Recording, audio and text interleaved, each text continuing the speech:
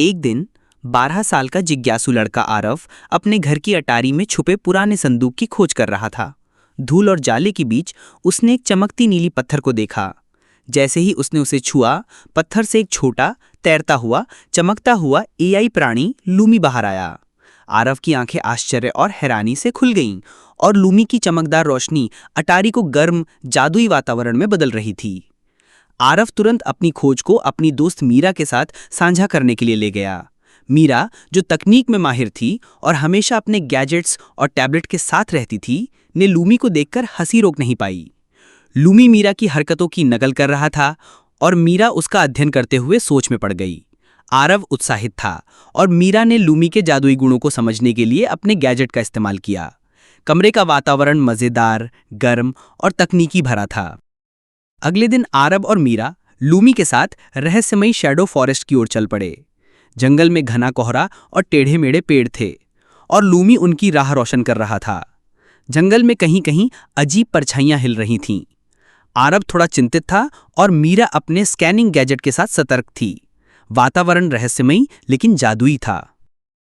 जैसे ही वे आगे बढ़े, अचानक जंगल की धुंध से साया मिनियंस निकल आए।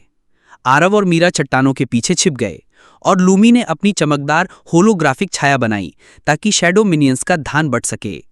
आरव और मीरा की आंखों में तनाव और आश्चर्य था और जंगल की अंधेरी पृष्ठभूमि में लाल चमकदार आंखों वाली परछाइयां डरावना माहौल बना रही थीं। जंगल के और अंदर उन्होंने एक प्राचीन जादुई पत्थर का दरवाजा देखा जिसमें चमकदार रहस्यमयी रून बने थे।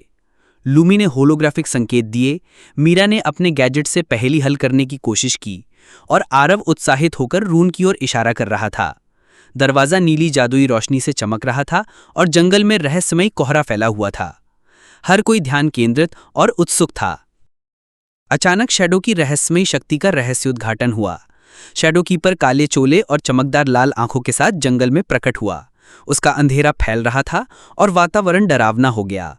आरव और मीरा हैरान थे और लूमी उनके सामने रक्षात्मक रूप में तैर रहा था। जंगल में चारों ओर परछाइयां घूम रही थीं और लूमी की चमक उनके चेहरे पर प्रकाश डाल रही थी।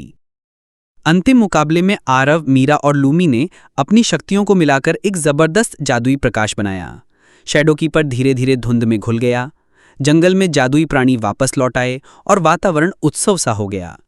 तीनों की आंखों में विजय और राहत झलक रही थी और रंग बिरंगे जादुई जंगल चमक रहा था। कहानी का अंत इस तरह हुआ कि आरव ने फिर से चमकती नीली पत्थर को थाम लिया। मीरा और लूमी उसके पास मुस्कुरा रहे थे।